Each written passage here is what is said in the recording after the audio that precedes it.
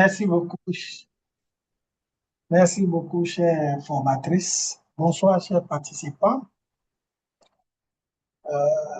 Je suis Olivier Sadoko. Je suis expert en gestion de projet et programme, directeur du cabinet TBL Consulting.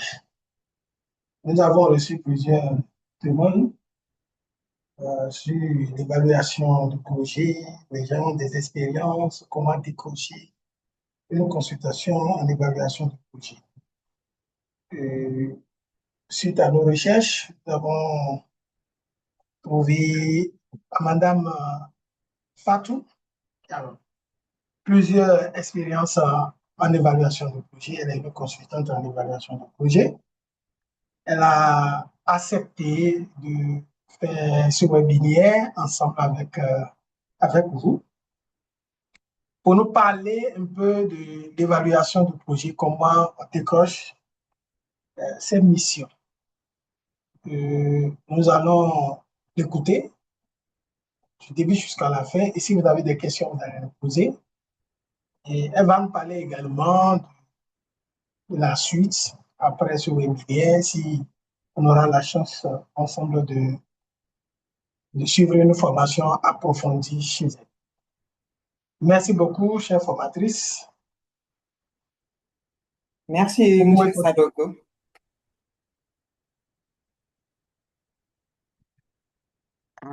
Là, ça ne marche pas avec le mode diaporama, apparemment. C'est pas le problème, c'est quoi?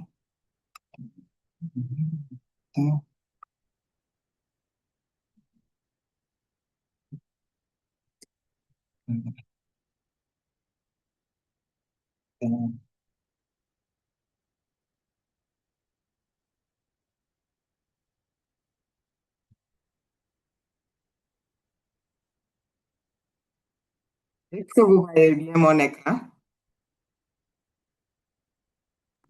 Bien sûr, on va ça. On peut zoomer, on va. C'est bon. Voilà, donc nous allons commencer ce webinaire. Voilà, comme annoncé tout à l'heure, qui porte sur décrocher ses premières missions d'évaluation de projet. Pour le plan du webinaire, donc nous allons aborder ces points.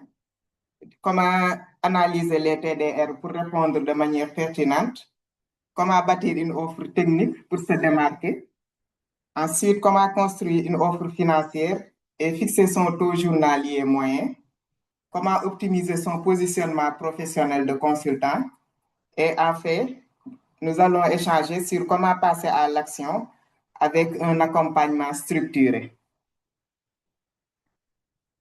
Maintenant, pour commencer, donc, je souhaiterais qu'on ait un sondage de départ pour avoir mieux édifié donc, sur l'auditoire. Pour répondre donc à ces questions, c'est un lien que je vais mettre sur le chat. Ça prend juste quelques secondes donc, pour répondre à ces questions. Voilà, je l'ai envoyé dans le chat. Vous pouvez cliquer et répondre. Avez-vous déjà vu passer un appel à consultation en évaluation? Avez-vous déjà essayé de répondre à un TDR? Quelle partie vous bloque le plus aujourd'hui? Et pour chaque question, il y a des propositions de réponse. Si vous pouvez répondre et après, on va partager les résultats avant de continuer. Merci.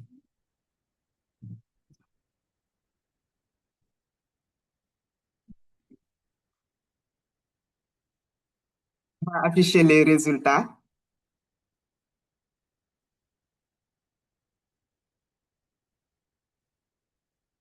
Que vous arrivez à ouvrir le lien.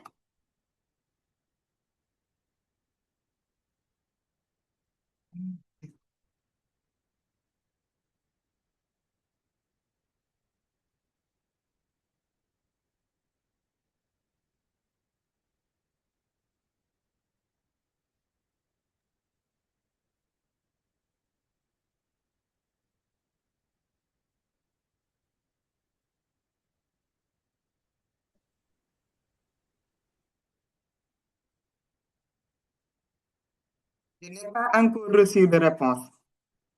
Est-ce que vous avez envoyé?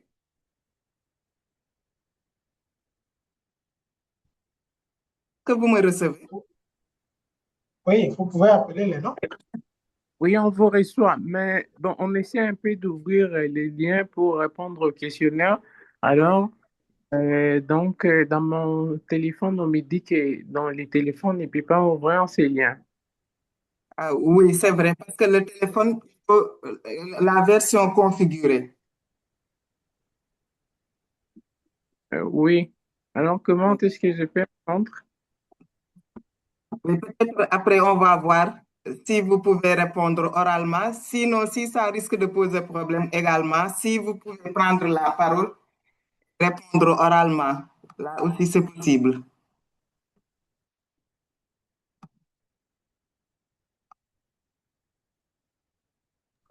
Ok, ok, merci beaucoup.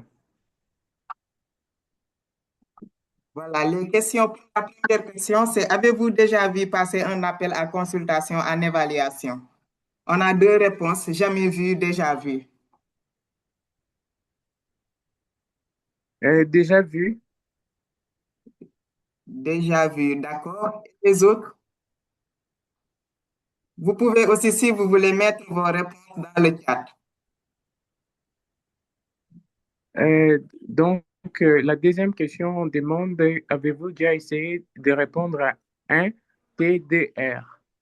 Oui. Un Les TDR, réponses, oui. un TDR, c'est quoi? Terme de référence. Il n'a Pardon? pas répondu, déjà répondu, mais sans succès. Déjà répondu et avec succès.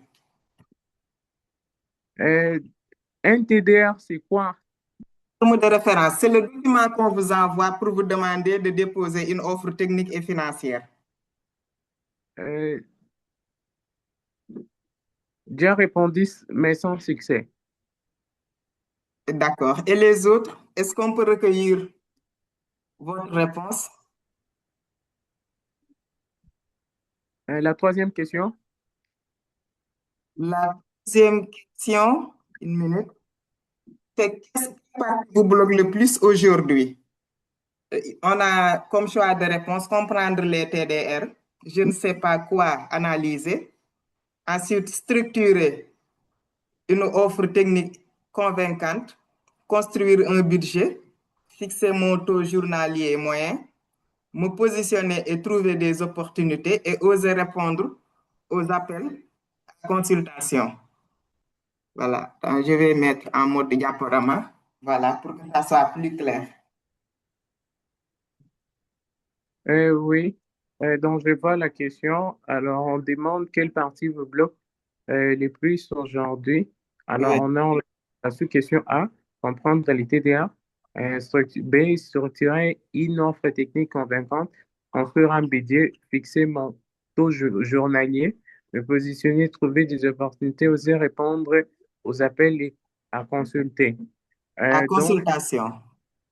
oui, donc, je n'ai jamais reçu une offre et aussi les méthodes donc de déposer ma candidature. D'accord. Je vais voir s'il y en a qui ont réussi à répondre. Je n'ai pas vu quelqu'un qui a répondu vers le lien. Ok, ok. Euh, Voilà. Sinon, voilà. Donc, en fait, rien qu'à voir les réactions, je me rends vous, compte que peut-être la plupart d'entre vous ne sont pas habitués donc à examiner les TDR et à essayer de répondre ou bien de tenter leur chance pour déposer une offre technique et financière. Est-ce que ma perception est bonne? Elle est correcte. D'accord. Bon, c'est ça. Moi, je n'ai jamais tenté. D'accord. Progresser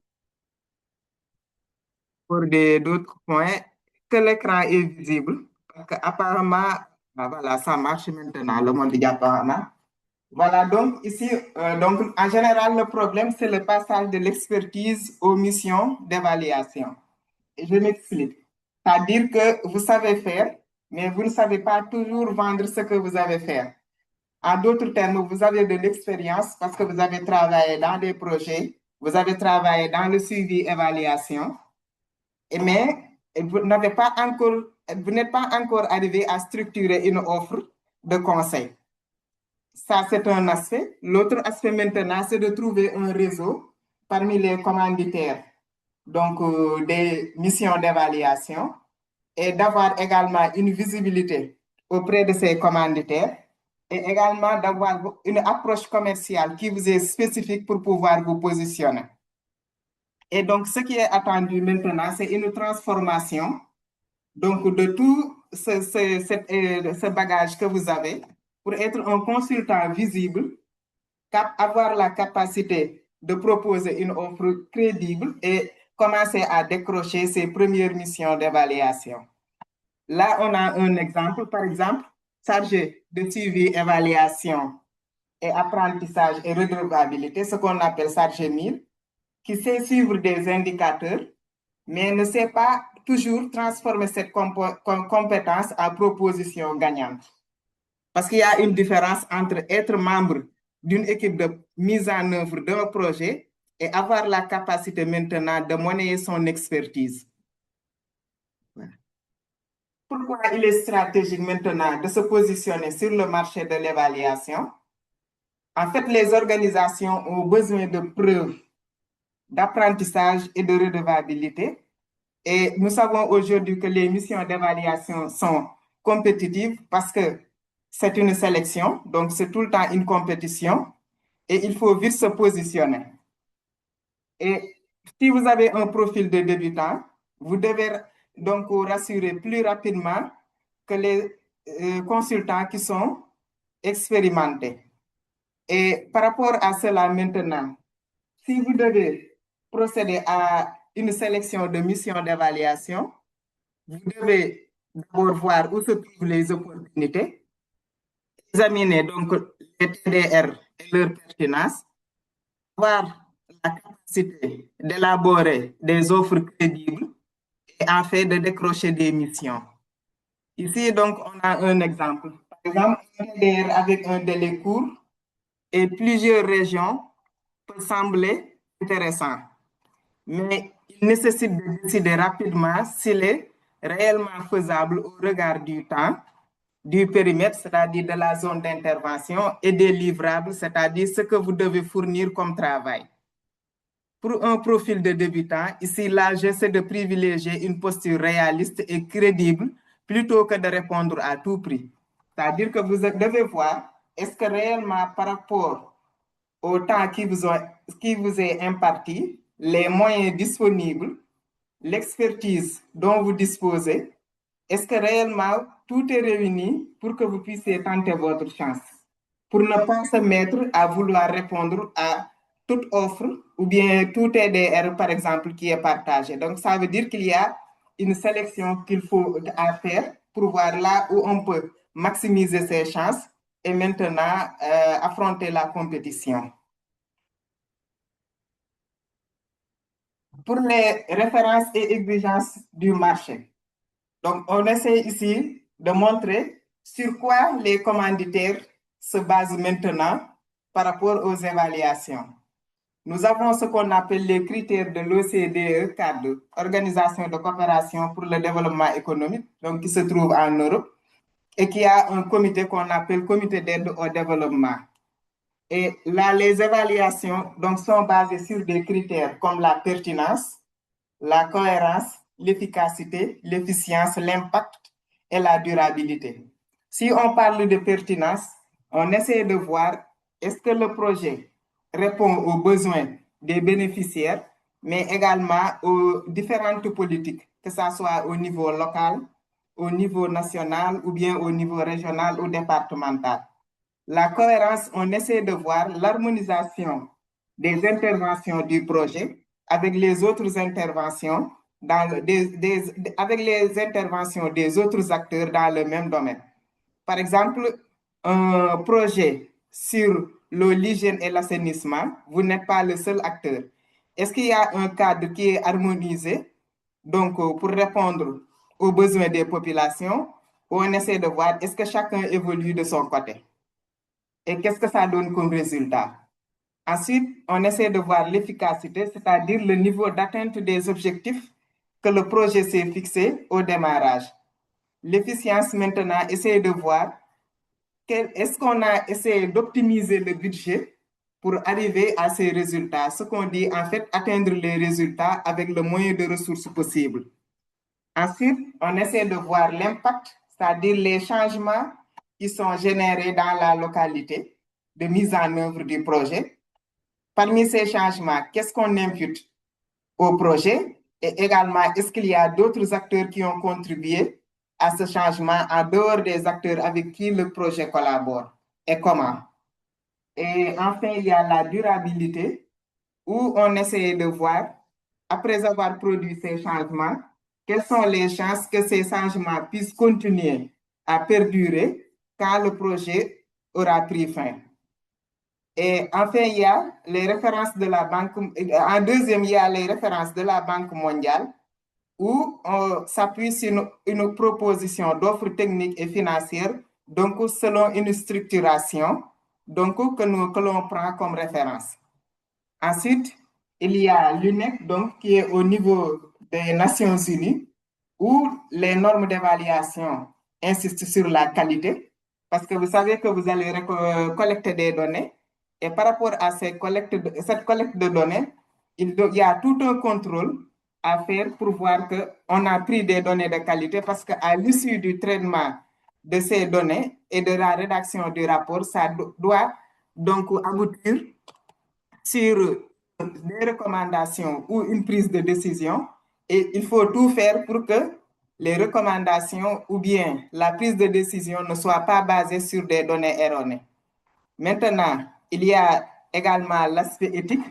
Quand vous êtes sur le terrain, ça veut dire qu'il faut veiller à éviter tout ce qui est abus ou exploitation, donc durant la mise en œuvre de l'évaluation. Il faut veiller sur la confidentialité des informations et également le caractère anonyme des informations qu'on va collecter. Même si on a pris des informations, ce qu'on appelle les informations personnelles, au moment du traitement, il faut tout anonymiser. Et également, il y a l'utilité, c'est de voir maintenant à quoi va aboutir donc le travail qu'on est en train de faire, et également la crédibilité par rapport à la méthodologie appliquée et aux résultats obtenus également. Quelle crédibilité on peut donner donc à votre travail? Donc, cela signifie ce qu'on retient donc de ces références et exigences du marché, c'est que votre offre doit être alignée avec les besoins du commanditaire, les critères d'évaluation de l'OCDE que j'ai évoqués tout à l'heure, les exigences de qualité, donc en référence à l'UNEP, et les contraintes de budget et de délai en se référant donc aux propositions techniques et financières selon le modèle de la Banque mondiale. Pourquoi les pratiques courantes de débutants échouent?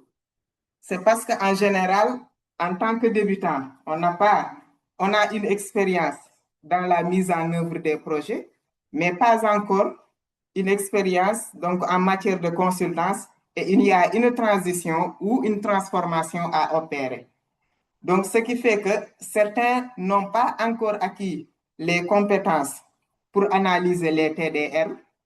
En général, s'ils ont une méthodologie, par exemple, qu'ils ont vue quelque part, donc ils ont tendance à reproduire cette méthodologie, et ça peut ne pas être en articulation avec les TDR.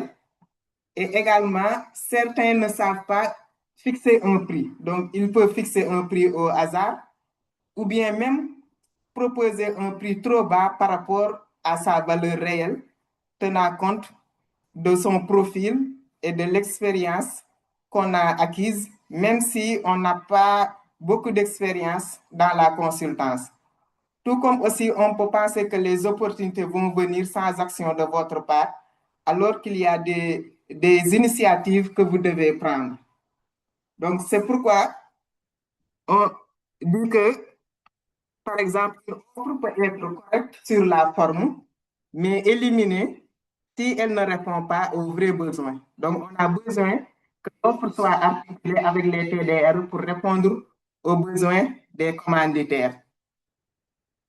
Exemple, ici, une offre de méthode mixte sans lien clair avec les questions d'évaluation reste trop générale. Une méthode mixte, ça veut dire que par rapport à la méthodologie, il y aura la méthode quantitative, donc où ce sont des données chiffrées, mais également la méthode qualitative où on recueille des opinions, des impressions, des perceptions, etc. Maintenant, il faudrait que la méthodologie qu'on propose maintenant soit en lien avec les questions auxquelles on veut répondre par rapport donc à l'évaluation. Donc pour ne pas rester, donc pour ne pas passer à côté. Maintenant, là aussi, c'est un petit sondage. Je vais afficher et peut-être vous allez répondre directement. Selon votre expérience, quelle est l'erreur la plus fréquente? Est-ce que vous voyez mon écran par rapport aux questions? Sinon, Oui, on voit l'écran. non, je veux dire les questions. Les questions, voilà, je pense qu'il faut que je... Voilà, c'est ça, en fait, les questions. Selon votre expérience, quelle est l'erreur la plus fréquente? Répondre trop vite sans analyser le document du TDR, copier-coller une méthodologie générique, fixer un prix au hasard ou proposer un prix trop bas par rapport à sa valeur réelle. Pensez que les opportunités vont venir sans action de votre part. Selon vous, quelle est l'erreur la plus fréquente par rapport à votre expérience ou bien par rapport à votre perception? Quelle est l'erreur la plus fréquente?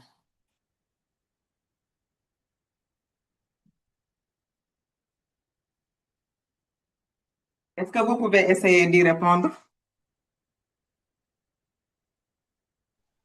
Je désigne Oui, oui, quelqu'un. oui, Oui, oui, allez-y. nous pouvons. Le plus souvent, le Oui. jeune, le jeune consultant peut se fier des méthodes qu'il a vues quelque part et va pratiquer le couper et le copier-coller. C'est l'erreur qu'il va appliquer le plus souvent. Selon D'accord. ma perception, je pense que c'est ça. Oui, ça peut arriver.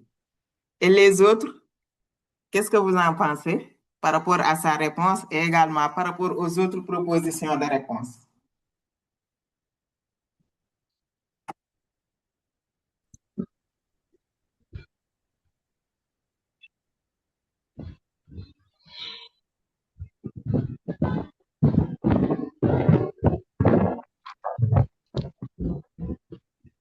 Est-ce que quelqu'un Allô? veut prendre la parole? Oui, allez-y. Moi,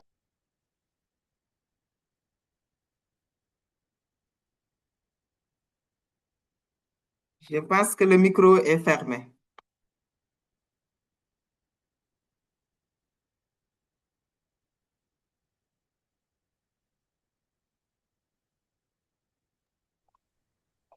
En attendant que les autres s'organisent pour répondre, je peux encore est-ce appuyer que vous me davantage. saisissez? Allô? Oui. Allez-y, on vous Allô? écoute. Allô? Oui, On vous je reçoit disais bien. que ouais, pour ma part, je disais qu'on se précipite, on ne prend pas le temps de bien analyser. D'accord. Est-ce qu'il y a d'autres réponses? Ou bien est-ce que vous partagez les réponses qui sont déjà proposées?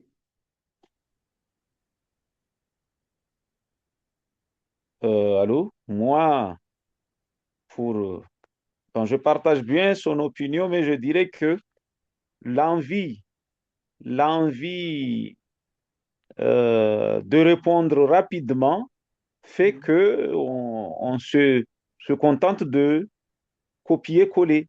Donc les deux vont déjà ensemble. Pour répondre rapidement, on se hasarde, on se précipite et pour que on se montre qu'on peut répondre rapidement, on trouve une méthodologie quelque part et on coupe et on colle pour aller vite. D'accord. Voilà une. Donc, Moi, effectivement, oui. Allez-y. dans moi, c'est dans la réponse, c'est selon mon expérience. Oui. Donc, je trouve que penser que les opportunités vont venir sans action de votre part. Donc, c'est ça la question. Et dans la réponse, en fait. Donc, lorsqu'on pense que les opportunités vont venir de soi, alors, c'est là que ça peut ne pas marcher. Donc, c'est un peu ça ma réponse. D'accord. Donc, je pense que, en fait, ce qu'on retient de vos réponses, bon, pour certains, il y a répondre trop vite sans analyser les TDR, d'autres copier-coller une méthodologie générique. Ça veut dire que, en fait, pour certains, en fait, il y a une difficulté à analyser les TDR pour savoir comment s'y prendre, mais également, difficulté également pour connaître la méthodologie qui est pertinente par rapport au TDR pour pouvoir répondre aux attentes du commanditaire.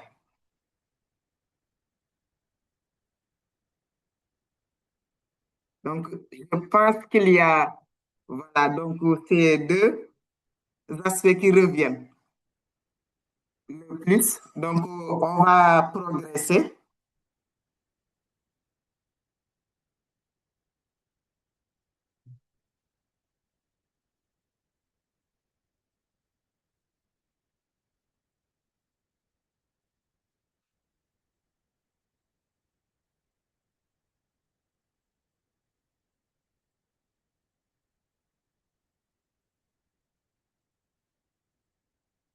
Voilà.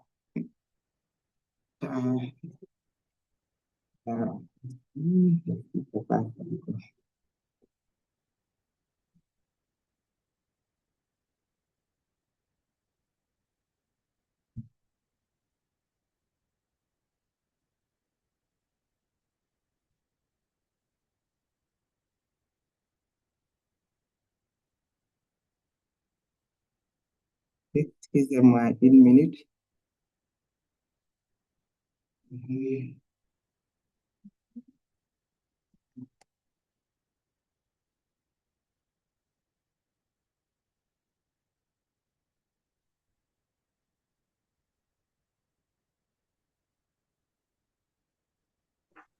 Maintenant, il décide de prendre zéro fois ici. Il glace là. Merci de désactiver vos micros, s'il vous plaît. Maintenant, ici. Maintenant, l'autre sondage porte sur le blocage. S'il vous plaît, désactivez vos micros, s'il vous plaît. Si vous ne prenez pas la parole. Il y a un micro ouvert, s'il vous plaît. Vérifiez vos micros. C'est monsieur Douané, le Douané. Vous pouvez fermer, voilà. Voilà. Maintenant, l'autre sondage, maintenant, là, on essaie de voir maintenant quel est votre plus grand blocage par rapport à tout le processus. Entre trouver les opportunités, lire les TDR, rédiger l'offre technique, construire le budget, être visible et crédible. Parce que là, ça englobe, voilà, allez-y, c'est techno, bon, le nom ne s'affiche pas. Allez-y, vous avez la parole.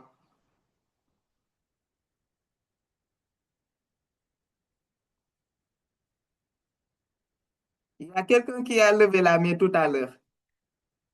Ou bien c'est par mégarde. Entre trouver les opportunités, lire. Oui. Allô? Allô, oui. Oui. Il faut leur rappeler que nous allons nous reconnecter d'ici dans moins d'une minute. D'accord. Bientôt, donc, on va épuiser le temps qui nous est accordé. Donc, il faudra après, c'est avec le même lien, vous reconnecter à nouveau.